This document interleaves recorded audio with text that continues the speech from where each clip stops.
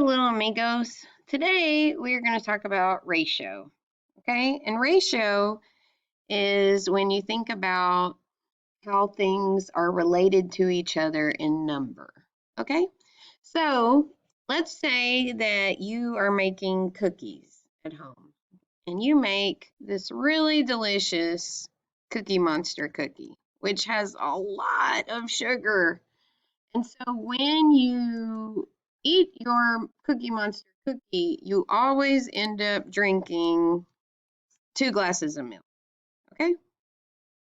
2 glasses of milk for every Cookie Monster cookie.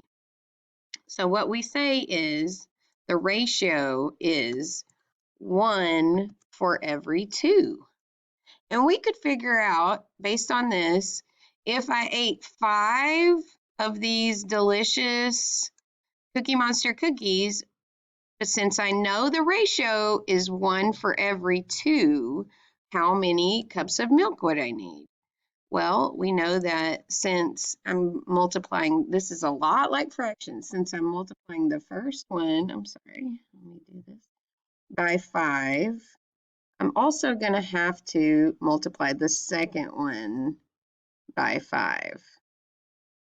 Okay? So think about it kind of like you're going to think about a fraction. I'm going to use purple this time. 1 for every 2. And the way that we do for every is 2 little dots. So I don't know why I did 3 dots. I guess there's something wrong with me. So think about if you have 1 cup of milk, what if you needed 5 cups of milk? Well, you're going to multiply by 5. And if you multiply by 5 on this side of the ratio, just like in fractions, you multiply by the numerator, you also have to multiply by the denominator.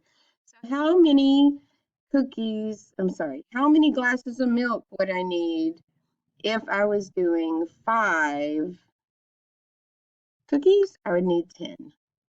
Okay?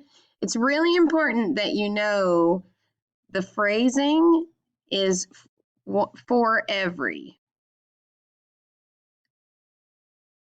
That's very important, especially with Miss Wilson. You should ask her. So think about how you would say this.